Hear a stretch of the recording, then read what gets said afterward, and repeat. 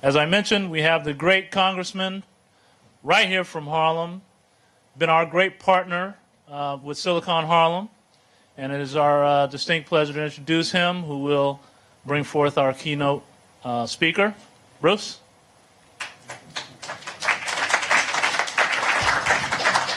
And without further ado, allow me to introduce Congressman Charles Rangel.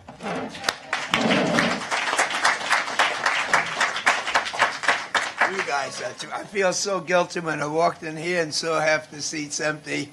I thought you had left us, but I even started talking about you, really. But no, this is so very exciting, and I know you guys have a way to communicate with each other or to know who each other are, because there is a saying that it's not what you know, it's who you know, and that's not so. It's not what you know, it's who people think you know. Right? Right?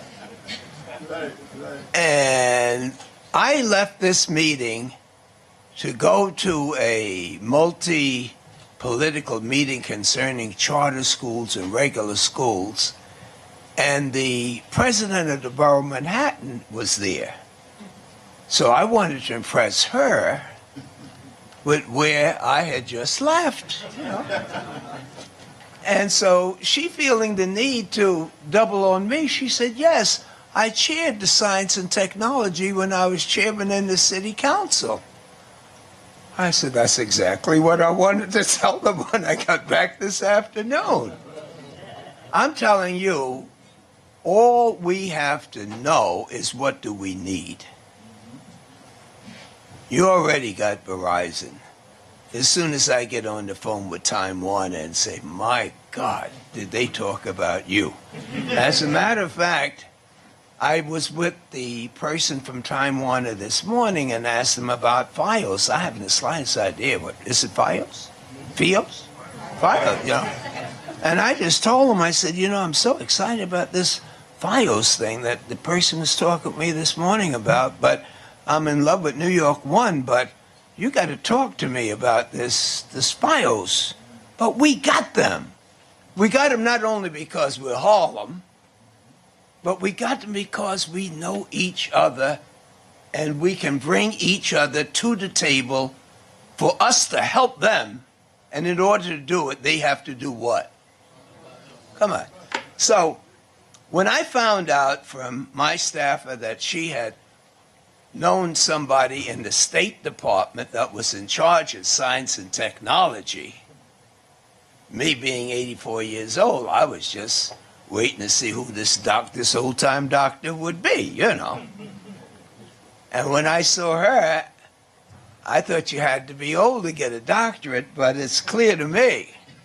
This is a package that when she finished talking, if she has the time, no, strike that. Google who she is, okay?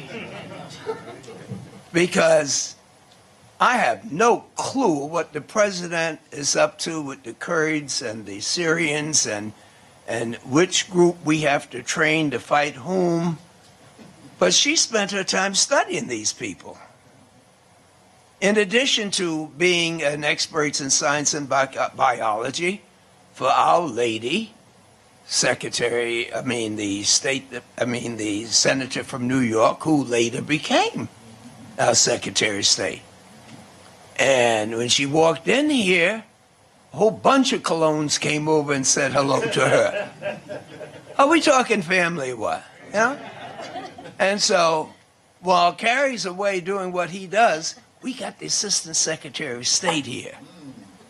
And I told her not to go into too much detail with the president, but when the opportunity comes and say, you know, just what you're doing, say, well, I know you're busy, Mr. President. I stopped by in Harlem. That's going to blow his mind. So what I'm saying is that no matter what the president says is our threat to our national security, there is no question that Dr. Colognes know what is the threat that we not be able to compete in this international race for more knowledge. And this race is going on with or without us. And the more people we lock up, the more people who drop out, the more people who don't know, the more people without hope, and the more people who don't want to know, because this is what's happened when you don't know. You say that you can't be bothered, right? And that means you're going further behind. So wherever you go or whoever you talk to, if you tell them that you lost their attention because you were just trying to figure out what the Assistant Secretary of State had to say to you this afternoon, you take my word for it. It counts. It counts. And I was sharing with her that I was one of the most successful people in the military during my 4 years, because I knew how to stay sharp and carry a clipboard, you know. And that's what we got to have to do. We got to have to take all the resources we have. We have New York University, City College of New York. We have Columbia. We have the mayor. We have the borough president. We have the state legislature through the governor. We got Verizon. Juan is working. We are going to just build to become the Harlem Silicon Valley, and we couldn't do it without you two, and you couldn't do it without this type of support. So I can't tell you how proud I am individually to present to you Dr. Cologne. I know in talking with her that she feels like she's revisiting family to help us, to help ourselves. And we're just proud that the President of the United States knows enough and cares enough about this country to take someone with her background and experience to put her in charge of the nation's science and technology. It's our honor, Doctor.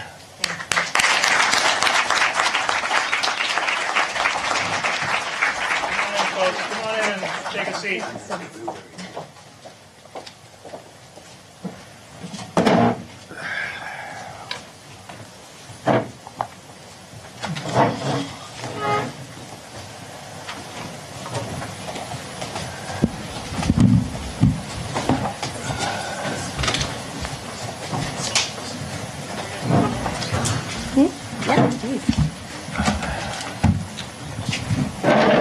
Good afternoon. I'm very excited to be here. This is the kind of activity, effort that warms my scientist heart very, very much. History should be our guide.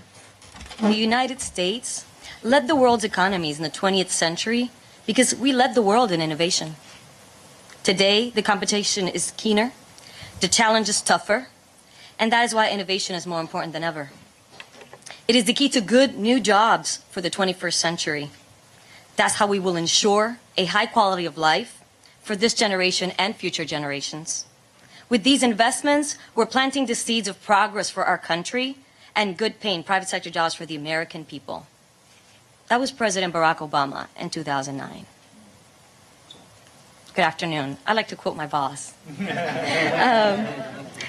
My name is Frances Cologne, and everybody knows that if you meet a Cologne, they're Puerto Rican. There's no Cologne in Harlem or the island that is not Puerto Rican. I was born on the island of Puerto Rico. I was very good at science when I was a little girl. And back home on my island, when your siblings and you like to fight and you're always advocating for the last ice cream pop, you're going to be a lawyer. And when you're good at science, you're going to be a doctor or a nurse. When you like to impart your knowledge, you're going to be a teacher. When you're good at numbers, you're going to be an accountant. I came to find out when I joined the University of Puerto Rico, where I went for undergrad, that there was a broader world of science out there. I didn't just need to go into medicine. There was a great big world. I started doing undergrad research. It was a neurobiology lab. And I learned quite a bit, and I figured out, you know what? I think I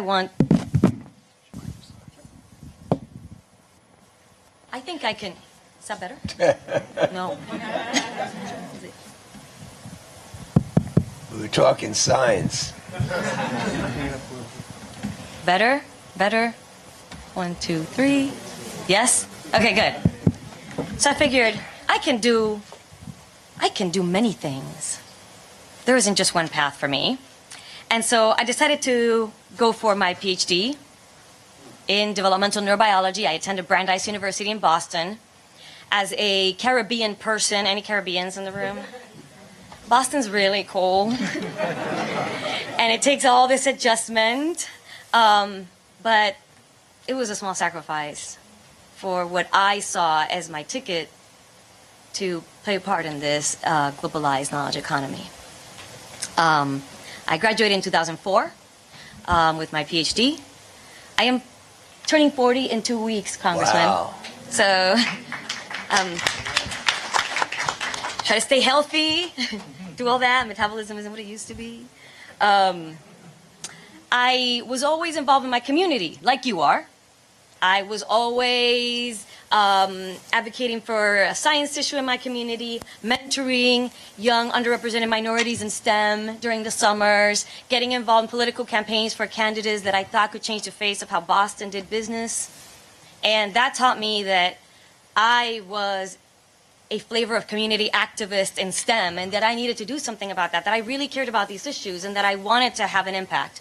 And I made the decision for myself to change the approach I was taking from research to take my scientific skills, and we've talked about that in several panels today, transferable skills, to the world of policy. I moved to Washington, D.C., and I did a fellowship called the American Association for the Advancement of Science. They're the people that publish Science magazine. Yes? They have a Science and Technology Policy Fellowship, which transitions scientists into the world of policy. I matched with the State Department, and I am now what I like to call a science diplomat, which means I get to use my scientific skills to improve our relationships around the world using those scientific skills. What does that mean? We're going to talk a little bit more about that, but I think I, in general, wanted to tell you with my story that I am sort of here to tell you that you can do this. I'm here to tell you that your country needs you to do this, that it matters to us, crazy policy folks in D.C., that these things take hold and take off, because our competitive edge in the world that I visit all the time, around the world where we manage our international relationships, our competitive edge is going to depend on efforts like these. We need to embrace the fact that the entire world is thinking like this too. And that some are snipping at our heels, and that we need to maintain our leadership role in science, research, development, STEM, which we have held for a long time. That should not slip. And it's effort like these that will keep us there. I want to convince you that the critical role of science and tech, what critical role it plays in this innovation economy. I want to convince you that STEM education is a part of this that we cannot leave out. It is a foundation to many of these innovation efforts. And that local innovation, like what can take hold here, can help us solve global challenges. I want you to think Harlem, but I want you to think that what happens in Harlem can also change the world. The world that we live in now is a globalized knowledge economy.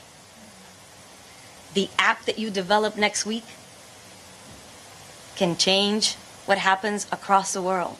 It can be a tool for communication. It can be a tool for delivering information. This is what we're talking about here. Harlem changing the world. How's that, Congressman? I'll buy that. I'll buy it too. Okay. Think about what the world is doing. Every country has started to realize, get a competitive edge. They're building scientific capacity everywhere. It's at the forefront of their priorities. Europe has a program called Horizon 2020. They're investing $100 billion in their science and technology enterprise over the next 6 years, just 6 years, with the goal to increase economic growth, develop productivity, and encourage innovation. In Brazil, they have something called the Brazilian Scientific Mobility Program. They've decided that they're going to empower their youth. So 100,000 Brazilian students are sent all over the world to gain these skills. Scientific research, international cooperation, global dialogues. They're globalizing their capacity. China's government expenditures on science and technology are set to rise pretty quickly in the next few years. In fact, from 2001 to 2011, China's overall growth in R&D was exceptionally high, 20% growth in just that amount of time. During that same amount of time, the U.S. grew 4.4%. See a pattern? Everybody's doing this.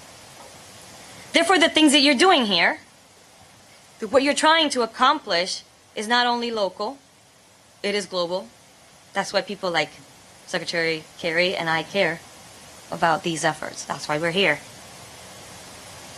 Countries around the world are investing. To keep our lead, we have to continue to invest. Imagine what we can do if we build on this lead that we already have. Don't let it slip. We capitalize on the transformative potential of emerging technologies. With the passion in this room, paired with great ideas that we haven't even heard about yet, I think there's a lot we can do. Take, for example, something that's happened in Africa with information and communications technology. Has everybody heard about what's happened with mobile phones in Africa? For those of you that haven't, in 2007, Safaricom revolutionized banking in Kenya when it provided an SMS-based money transfer system dubbed M-Pesa. M-Pesa allows users to load money onto their phones. They send this money to another phone through a text message. Within 5 years, more than 17 million Kenyans were using M-Pesa to pay for everything from groceries to public utilities. What did this do? It enabled the country to break from their tradition and risk of transporting cash to remote areas by simply pushing a few buttons. They leapfrogged over a lot of technologies. Big innovations like this spark an imagination. Over at Google, a team of folks is working on something called the Google Loon. Who's heard of the Google Loon? These air balloons, when fully developed, will bring internet access to remote locations. There's another team that's part of the Bezos team who's working on cargo drones to deliver diagnostics and supplies to rural areas of Africa by 2016. Our collective prosperity depends on all our people's capacity to innovate. In the US, we have for decades had a thirst for developing the latest and the greatest technologies. This mindset is in fact what guided us to be a leader around the world. We need to harness this. We cannot let it slip. As you look around your neighborhood and communities, I want you to ask yourself, where is there a need for change? What skills and technologies are needed to enact that change? Do we have the broadband access that we need? Do we have the speeds that we need? What's going to bring those companies to come and invest in Harlem?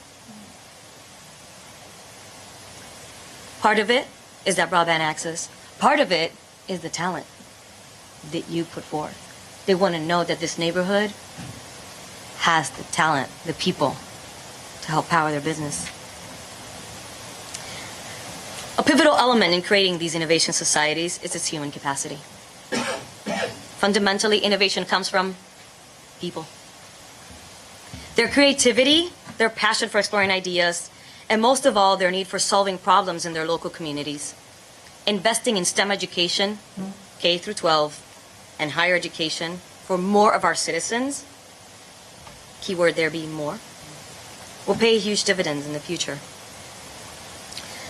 The President's Council of Advisors on Science and Technology in 2012 issued a report that said that for the U.S. to maintain its historical preeminence, we need more science and engineering degrees. We need more people to choose those careers. However, according to the National Science Foundation's 2014 Science and Engineering Indicators, we find that few students are reaching their grade-specific proficiency in science and math for grade level, and our Black and Hispanic youth are performing substantially lower than their white and Asian counterparts. How do we change this? We have to support our teachers. Most of the teachers that teach science and math in our community have 2 years or less of experience when they teach science and math. We have to partner with universities. The private sector has to jump in, because building this capacity isn't just the job of governments, not just the job of the education board, it is the job of everybody. Our classroom needs to start teaching active learning so that students are more inquisitive and scientifically literate from a young age. They need to be passionate about science and its relevance in the modern world. We want them to be well-trained and to love science, technology, engineering, and math. We want them to think they can do it, that it's not hard, that it's easy. They can do it. We need this talent to compete globally. As a country, there's these international trends, they're called the TIMSS, Trends in International Mathematics and Science reports that are issued every few years. We're not among the top achieving groups right now. We have, in fact, not changed in our ranking, or maybe slipped a little since 1995. That doesn't mean there haven't been gains in some areas, in some grade levels, but the fact that our ranking hasn't changed, it means that other countries are ramping up their efforts. Hispanics and Black represent 5 to 6% of our engineering labor force. We need to change that. These numbers matter because surveys showed that a diverse workforce creates more innovative and engaged environment. We need to support our youth, pick these careers through the process, get them to graduate, mentor them. Diversity is not just good because it provides jobs to our community. The reason we focus on diversity isn't just good because it's the right thing to do. It's because it's also good for business. McKinsey issued a report that diverse executive boards outperform peers on return on investment and earnings. In fact, see an increase in 53% return on investment when they more fully integrate their boards. Make all the arguments, make the economic ones too. It's in everybody's best interest. The National Science Foundation also says that individuals with science and engineering degrees tend to earn more than their counterparts with non-science and engineering degrees. And even those with non-science and engineering degrees doing tech jobs earn more than their counterparts. Our science and engineering workforce is also aging, and we need to prepare students. We need all brains on deck. As of 2010, 33% of the U.S. science and engineering workforce was over the age of 50. When these folks retire after having served our country so well, we need a population ready to fill that technology pipeline. They can come here from Harlem. We want our young people to pursue research, to patent discoveries, to innovate, to start companies, to teach, to apply their valuable tool sets. Organizations such as Silicon Harlem are helping to create that STEM platform in an urban center. It's right here. So why does this matter to this diplomat that came from DC to talk to you? Why does it matter to the State Department? The United States needs to be able to compete globally. Our economy needs a strong tech innovation workforce, and it needs to tap into the full breadth of the talent it has. Men and women, all groups that comprise the fabric of this beautiful country. Innovation really comes from anywhere. The scientific partnerships that we build with other nations and the international ties among universities and companies address our shared challenges and add to our collective knowledge. These partnerships that you do benefit me. You are my face to the world. You are my diplomats in tech and innovation. Processes that define the S&T community, like open access to data, merit review, sharing, open access, are the fundamental values from which the global community can learn. So what you are doing here with your tech meetups, sharing information, mentoring each other, these are the skills that we want to show the rest of the world as well. Our world and local communities face very difficult challenges. We need new innovations to address these challenges. And no one is better equipped to address these challenges than the people who walk the streets of those communities every day. Your observations, your understanding of what's going on in Harlem could and should lead to innovation that benefits you. For example, in Detroit, the police department is using a new technology called ShotSpotter. It's gunfire technology to help reduce gun crimes. It identifies gunfire and helps locate exactly the time and location of where shots were fired. This helps document unreported gunfire so that the police can more proactively work on gun safety. Science, technology, and innovation investments like these stand at the intersection of science and community. That's what we're talking about. Even here in the city, I have seen programs that are doing their part to address global issues. And that's what I'm talking about, local to address global. In 2007, you launched a climate change initiative, Plan NYC? Plan NYC? Plan New York City? 2030. To make New York City the greenest city on earth. 15% of your taxi fleet is low emission. Over 800,000 trees have been planted across the 5 boroughs. And you have raised the standards of green building codes. This plan has already increased the city's air quality and reduced emissions by 19%. This is another clear example to me of how technology implementation not only impacts the local community, but also addresses a global issue. An issue like climate change that knows no borders. We must think globally and act locally. Finally, I want to challenge the innovators and entrepreneurs in the crowd to consider what Silicon Harlem is asking you to do. I think Silicon Harlem is asking you to look at the challenges in your community. What are the deeply rooted problems that you can solve through your entrepreneurial spirit, through innovation? It's asking you to seek out that knowledge that you need to think outside the box to accomplish your goals and those of the community. It is asking you to get involved with your neighborhood and your city so that it can work with you and for you. I think that's where the answers are. That's why I am here. I think that we need to work together. New York City, DC, across borders, across communities, we need to do this together. It's up to you. We really need to make our community stronger. You can be that next innovator. We never know where that next big breakthrough is going to come from, and it can come from this community. It can come as a result of this effort. Advocate for better, faster broadband. Companies will flock here. Showcase your talent. Work together. I am very, very impressed with this effort and know that you have friends in DC that want to see you succeed. Thank you for your time.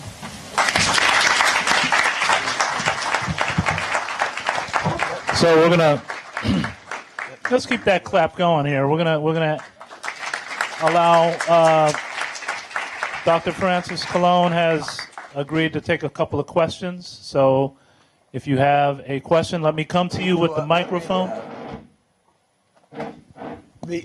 Before the question, it seems to me that the biggest thing that we had to overcome in our community with many of our problems has been indifference. These two guys and you have overcome that. Seeing in this afternoon a room like this means that we don't have to spend any time on that part. Now comes the next question before you ask her is that, what help do you really need? She threw out a lot of things. That you need resources in the community, you need the student interest, you need the teachers better trained. I'm going to tell you, there's hardly any politicians better than me. But if you,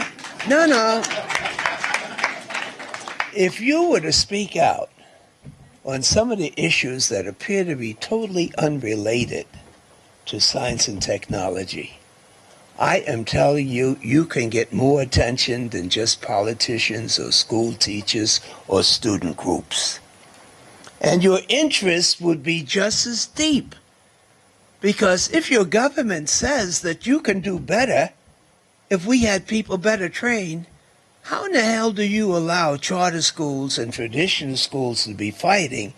And all of you know that doesn't make any damn sense when all the schools are going down the tube. Huh? And who's afraid of the UFT? I mean, you're trying to help them to have tenure, to be better trained, to get more pride in their work. And this creates an atmosphere. I can hardly think of anything that she has said that I can assure you that if you were to pick up this issue, there would be politicians running behind you, and I would be among them, saying that makes a hell of a lot of sense. And other people would say, well, they don't look like the type of people that would be giving press conferences. Well, you're not. But what the doctor has said is that we can't succeed unless everyone is moving there with us. You know, it's a little more than leave no child behind. It means that what we want is a stronger America. And so I'm hoping that in addition to the questions that you may have, that you kind of think, now what else is necessary that you think that you need to move forward? And I'll just ask you right now. I'm meeting with the vice president of Samsung next Tuesday. What can he do? And I met him in Korea before, and you met one of their representatives here a few months back. Can they help? I don't know. You don't have to answer now. I can't read with my glasses what that is. But listen, you got to have a plan, and it's got to be down there, and everyone has to be able to say, yes, I support it. So I'll be talking to you before the meeting, and Hannah Kim, who is a friend of yours, will be in touch with you to find out, give me an agenda. But not just for Samsung, Verizon, and Time Warner, but for our mayor, our governor, our president, and wherever we go. This, to me, is an exciting opportunity for me. I have 2 more years to wrap up this congressional career of mine. And I told a group of teachers this morning, I would want to be treated by my constituents the way you would treat a good tube of toothpaste. That is, squeeze every damn drop out of it, you know? And we will have fun doing it. So this is a great opportunity. I sure hope we take advantage of it. Thank you. Absolutely. Let's hear it for the congressman. He is a huge advocate. We have to take advantage of that. We're gonna take a couple of quick questions and then get right into the envisioning. All right, we have a question here from Nina. Hi. Thank you so much for speaking, Dr. Colon, and you as well, Congressman. And so I think, you know, I'm so big on like action items. I started a nonprofit called Student Dream, and what we've been doing is training underserved college students on how to launch earth-shattering startups. Mm-hmm. But, you know, we're just a piece into that entire network. And, you know, having you here and from your breadth of experience, what would you say are some top 3 things we should take into account in terms of really, as we begin to put together the strategic plan for really fostering, you know, Harlem as a community where we can showcase talents, make impact not only in the community but broadly? And what do you foresee some of the major roadblocks being based off of the models that you've seen around the world? We can talk roadblocks and then maybe action items. One of the roadblocks I see around the world, and it happens here, is we don't use the full breadth of talent. Our women are sometimes not visible in leadership positions, the upper echelons of the academic system, technology boards, scientific advisory boards. Those things are huge roadblocks, not only because it's been shown that diversity, which includes women, you know, yields better success for companies, but because we're not tapping all of our talent. So I think that taking a real close look at how we are using everybody, how we are really, really providing access for everyone. Of course, in our community, our underrepresented minorities, but our women, are we getting access? Sometimes we're not visible at that table. And we were just talking about this, our congressman and I. If there isn't a chair at the table with your name on it, pull one up. We as a community need to do more to lift as we climb. We need to reach back. For example, one issue that we've seen for a long time, for example, is in research grants, the amount of research grants that go to underrepresented minorities.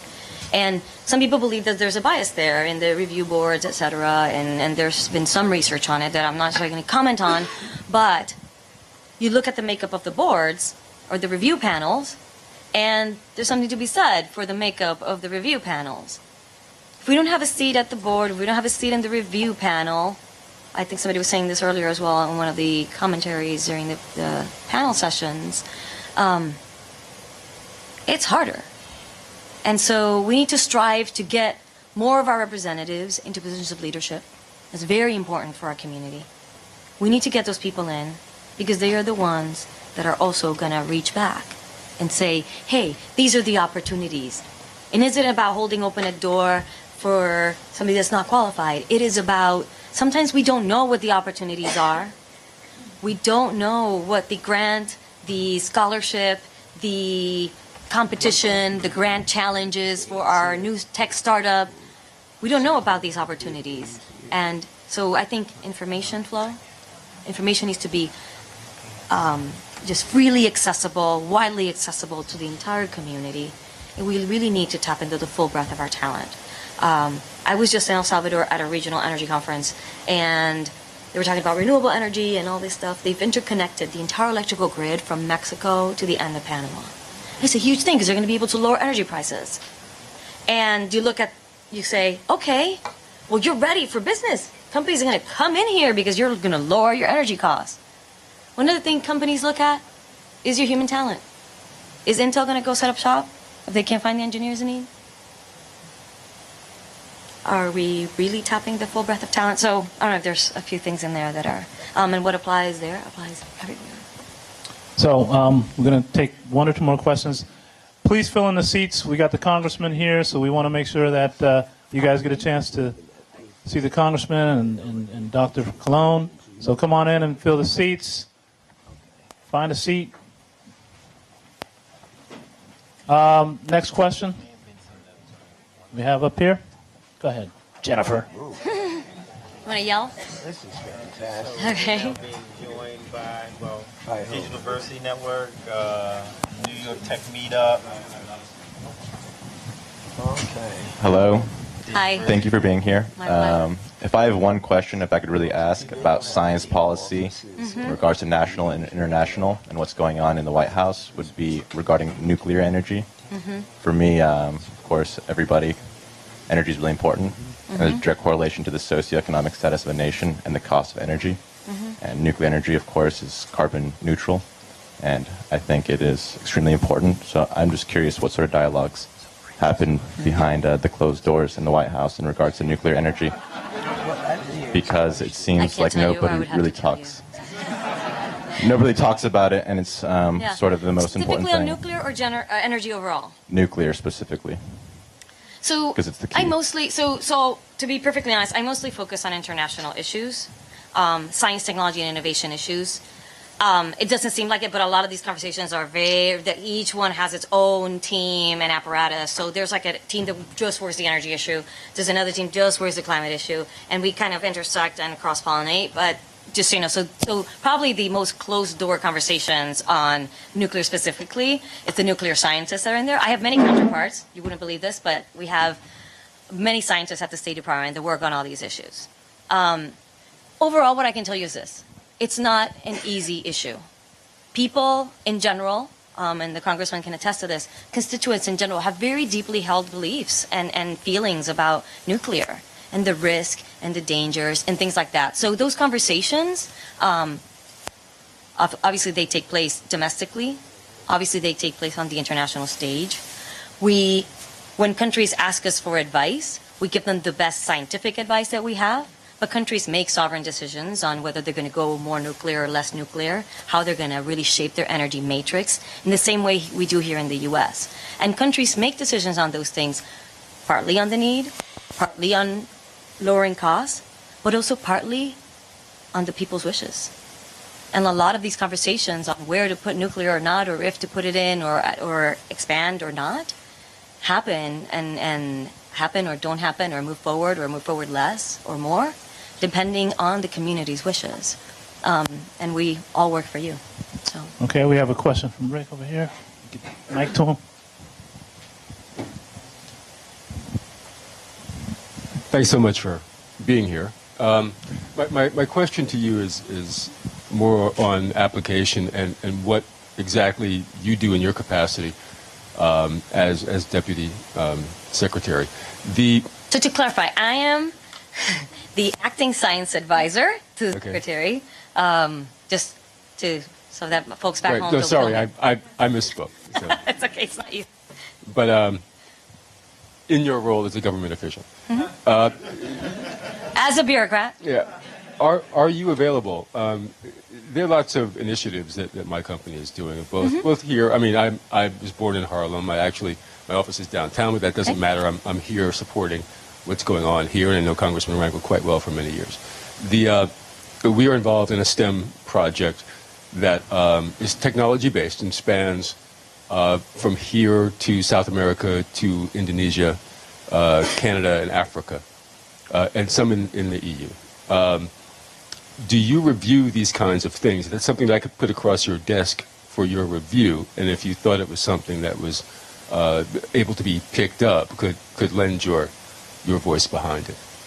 so If- we're not aware of every single STEM project that is going on internationally. If I made you aware of it. Of course. So we love to hear about these things. The best way for things to get picked up is and I'll tell you, everybody in this room, grants.gov is the way the U.S. government and my agency in particular looks for projects in specific priority areas where we have a need. If you don't need the money and you need...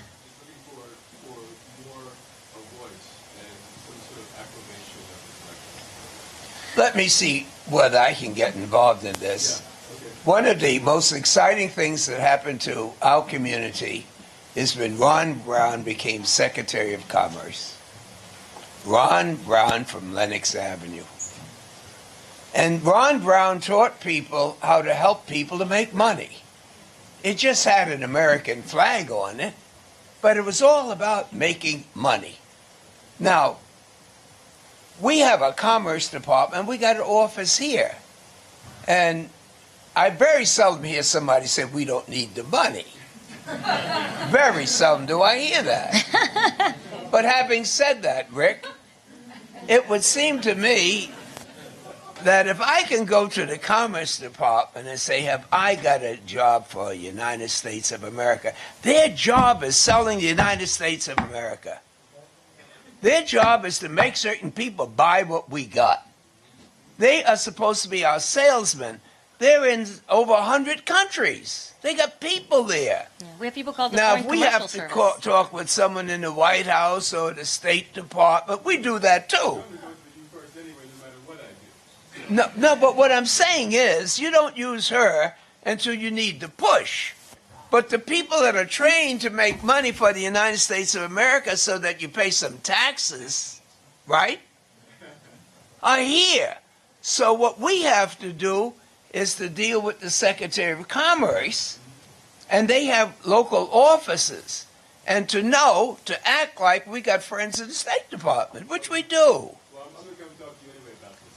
Well, you may not. I may bring somebody to talk with you about this. All right, we're going to take two more questions. We had someone from NTIA here too, by the way, Rick. So we're going to pass this down to Ray.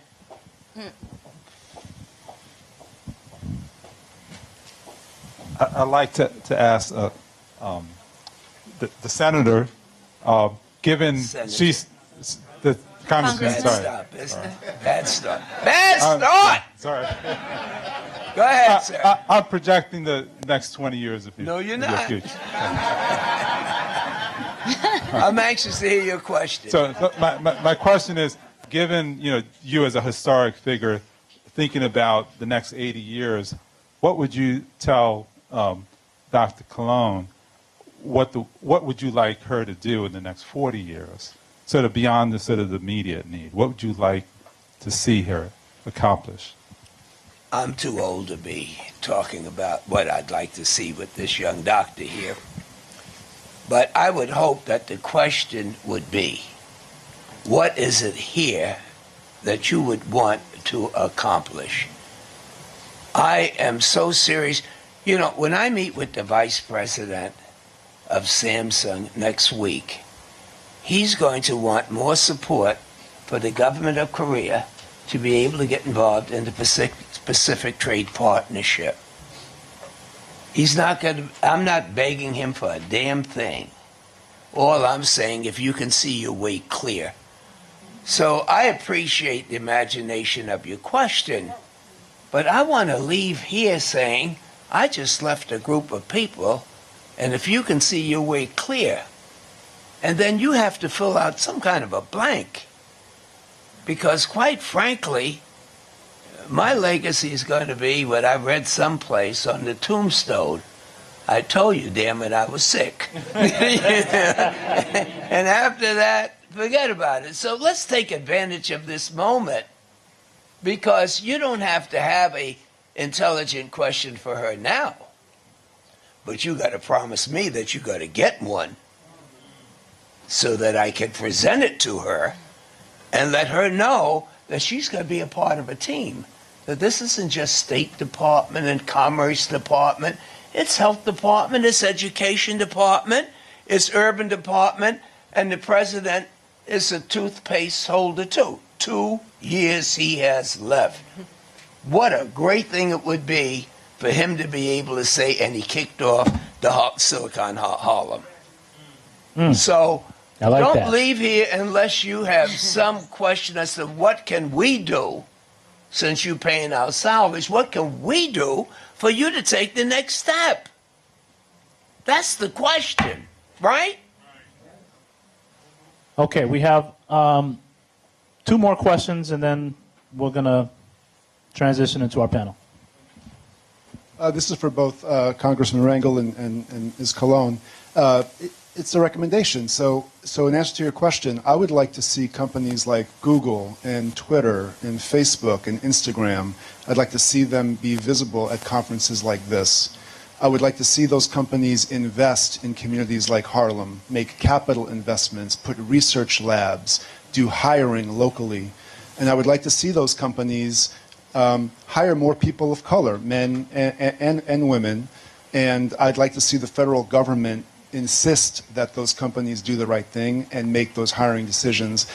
I'm not one that believes that we're in a post-racial society. I think that the government continues to play a very specific role in making sure that people of color are hired so that we can, you know, as you said, pull up as we move up, or whatever that wonderful phrase was that you used.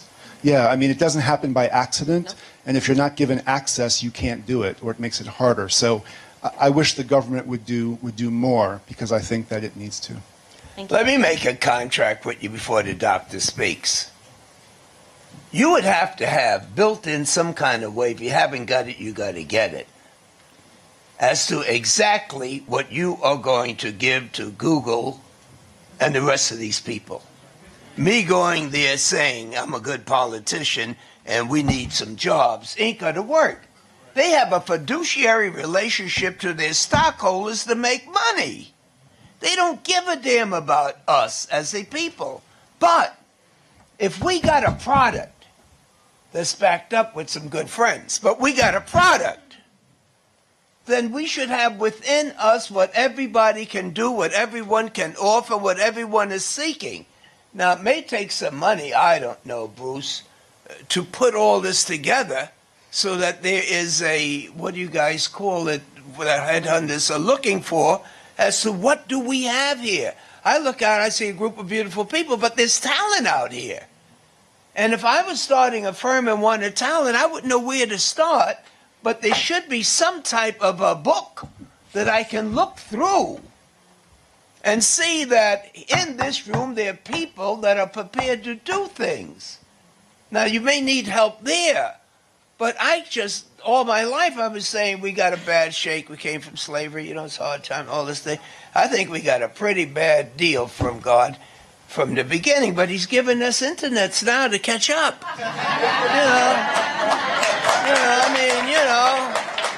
So we need something to negotiate with, and we got it in this room.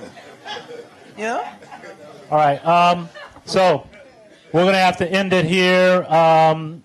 Silicon Harlem is certainly happy that all of you have come and to Congressman Rangel's challenge and Dr. Colon's speech. We hope that you'll go to our website and join in with us. We have a membership. It's free. Just join in. That way we can all collaborate and put this plan together for Congressman Rangel and the rest of the folks there in our electives to help move our community. Like I said, you don't have to live here to love Harlem. We want you to be a part of this movement. Let's give Dr. Colon a big, big hand. Thank you so much, Congressman Rangel. Thank you.